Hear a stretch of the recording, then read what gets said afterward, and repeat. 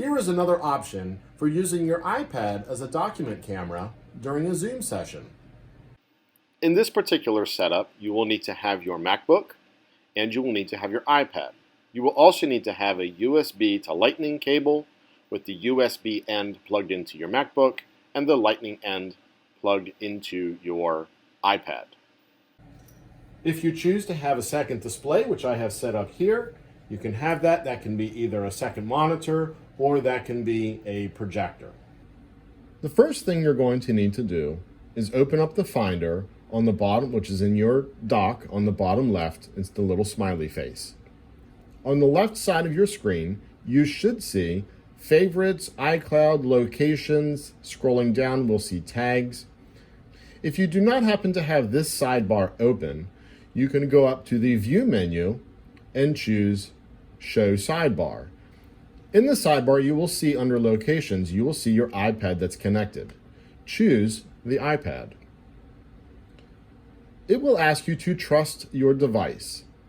You want to choose Trust.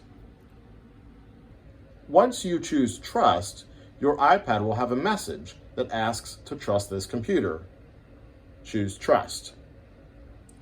Your computer may then proceed to ask you some questions about syncing your iPad. This is not necessary, so we can now just close out of the Finder by choosing the red circle on the top left.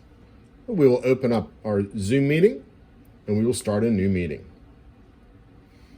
Now that our meeting has started and we have our iPad plugged into our MacBook, we can choose the share screen option. When we choose the share screen option, it will give you an option to share the iPhone or iPad via a cable. Choose that option and then choose Share.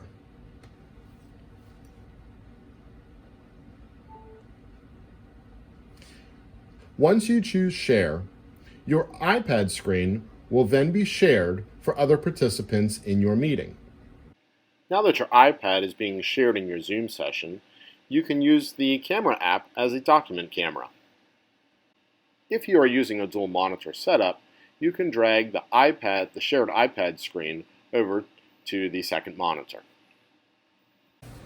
The initial setup of trusting your computer should only have to happen once. Once your iPad and computer trust each other, you should just be able to plug in during a Zoom session and share your screen. Finally, if you run into any other issues or problems, it's always a good idea to unplug everything, restart your computer or restart your sessions, plug everything back in, and try again.